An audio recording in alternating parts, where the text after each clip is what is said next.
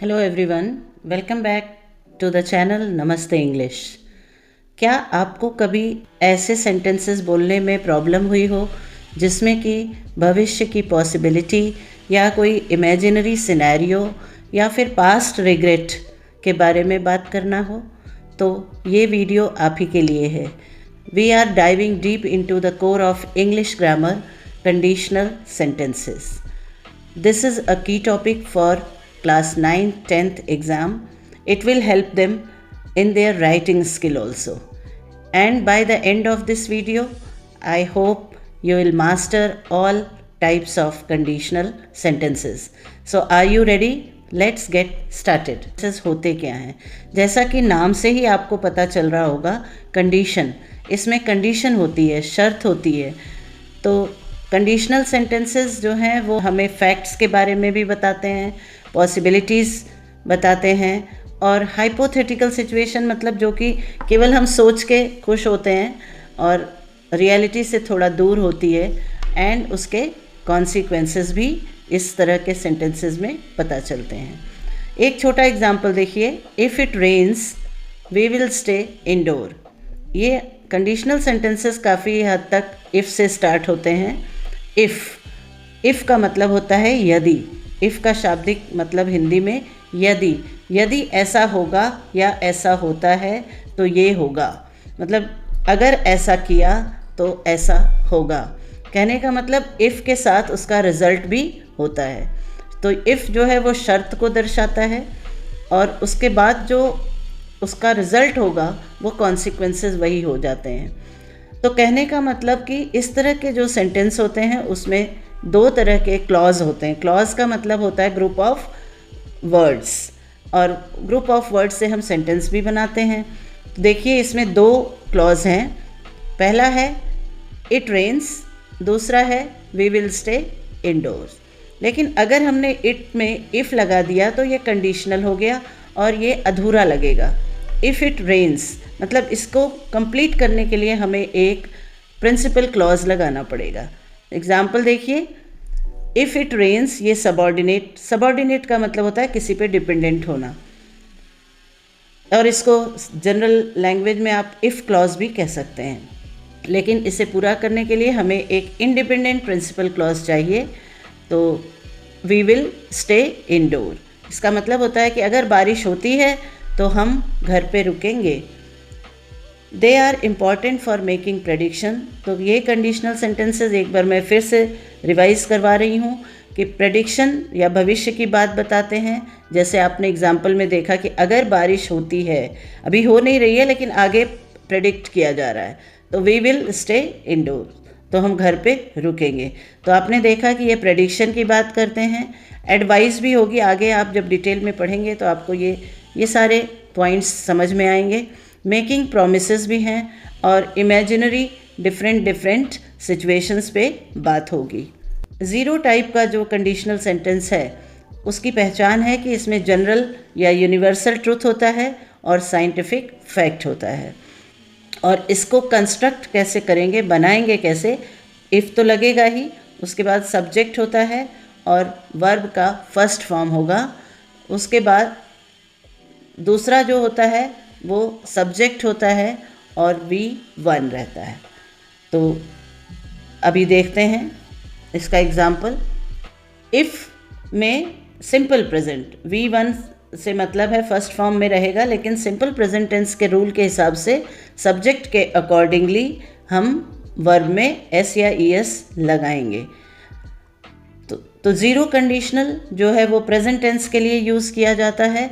इसमें दो क्लॉज तो होंगे ही, क्योंकि कंडीशनल में दो क्लॉज होने ही होने हैं। तो दोनों क्लॉज जो है वो सिंपल प्रेजेंट टेंस में होगा, और ये बताता है कि अगर ये एक्शन होता है तो इसका परिणाम ये होता है, जो कभी नहीं बदलेगा। इसलिए इसको जनरल ट्रुथ या यूनिवर्सल ट्रुथ कहते हैं, या साइंटिफिक फैक्ट भी होता है। एग्जाम्पल से क्लियर हो जाएगा। इफ़ यू हीट वाटर, अगर आप पानी गर्म करते हैं, तो यू के साथ हमने हीट लगाया है क्योंकि यू के साथ वर्ब का फर्स्ट फॉर्म लगता है।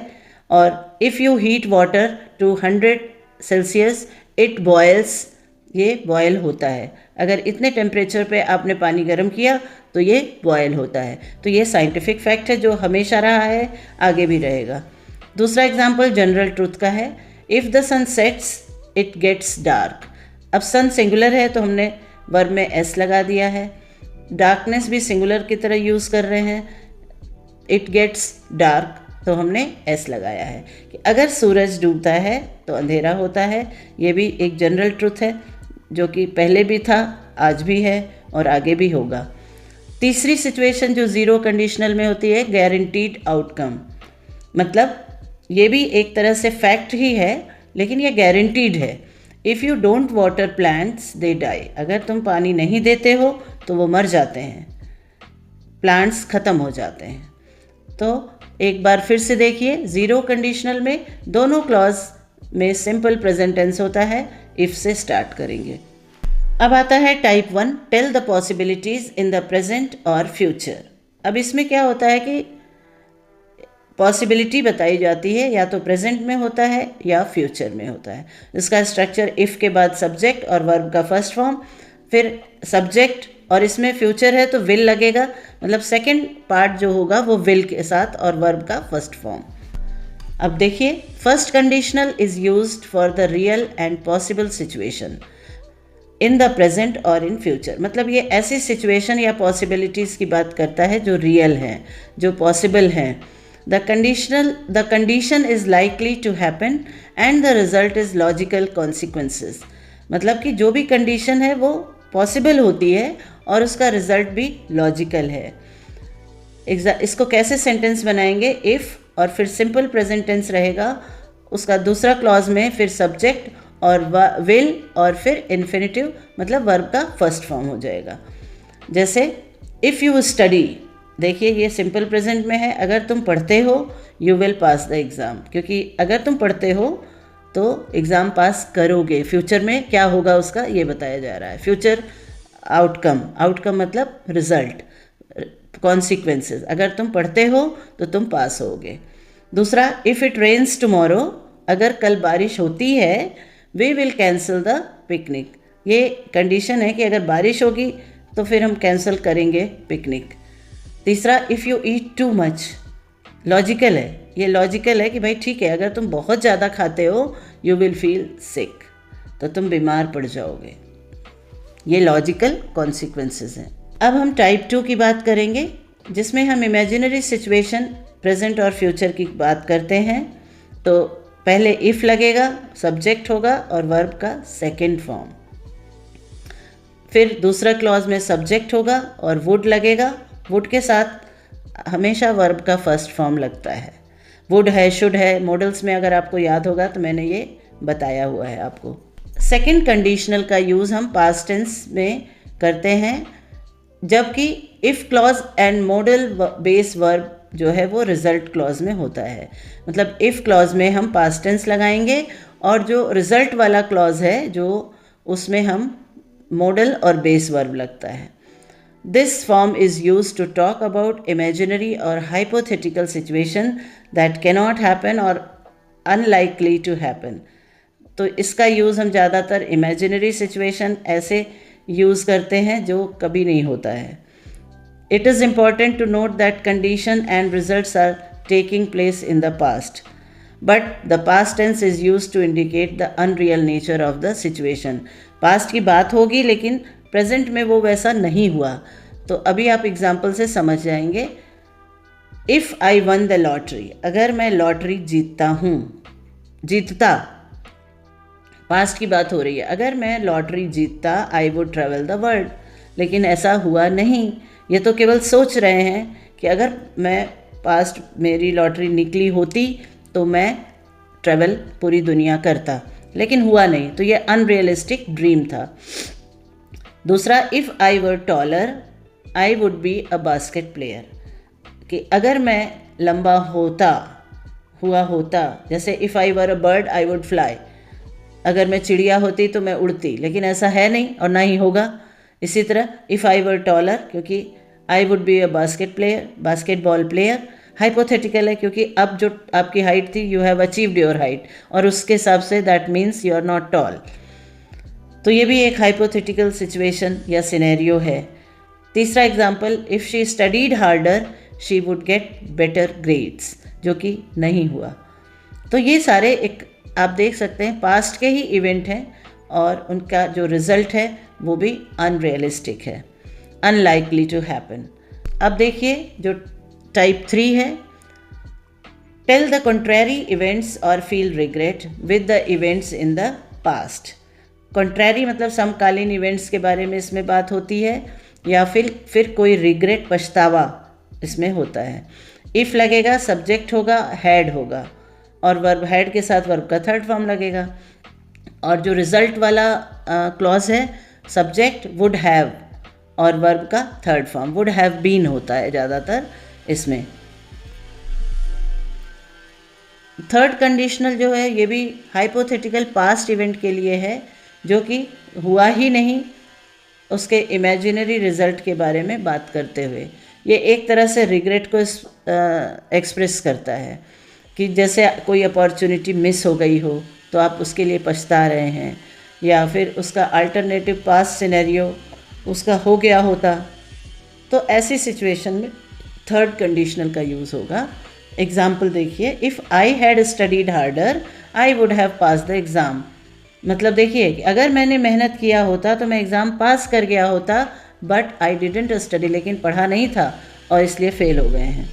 फ़ेल हो गए हैं, पढ़ाई नहीं की, लेकिन अब इमेजिन कर रहे हैं कि अगर अब ये रिग्रेट हुआ ना कि पढ़ाई की होती तो पास हो गया होता। मतलब कई बार हम उन चीज़ों के बारे में तब सोचते हैं जब उसका रिज़ल्ट नेगेटिव हो जाता है, और तब हम सोचते हैं कि ऐसा किया होता तो हम ऐसा होता। If we had left earlier we wouldn't have miss the train. अब ट्रेन मिस हो गई है, लेकिन अब उसके ऊपर हम सोच विचार कर रहे हैं कि अगर थोड़ा जल्दी निकले होते तो ट्रेन मिस नहीं हुई होती। If she had called me I would have helped her but she didn't call. अब आता है मिक्स्ड सेंटेंसेस कंडीशनल में। तो ये कंडीशनल जो है वो एक तरह से कॉम्बो है। इसमें जो है if simple past, would have past participle, if past perfect, would के बाद इन्फिनिटिव। एग्जाम्पल से आपको ज़्यादा अच्छे से समझ आएगा, क्योंकि मिक्स्ड कंडीशनल का यूज़ हम वहाँ करते हैं पास्ट के लिए, लेकिन उसका रिज़ल्ट जो है वो प्रेजेंट और फ्यूचर से संबंधित होता है। जो मिक्स्ड कंडीशनल है ये सेकंड और थर्ड कंडीशनल का कॉम्बिनेशन होता है। सेकंड कंडीशनल आप याद कीजिए इमेजिनरी होता है, लेकिन जो इसका रिज़ल्ट वाला है वो प्रेजेंट में आता है। It often expresses regret or how a past event affects the present.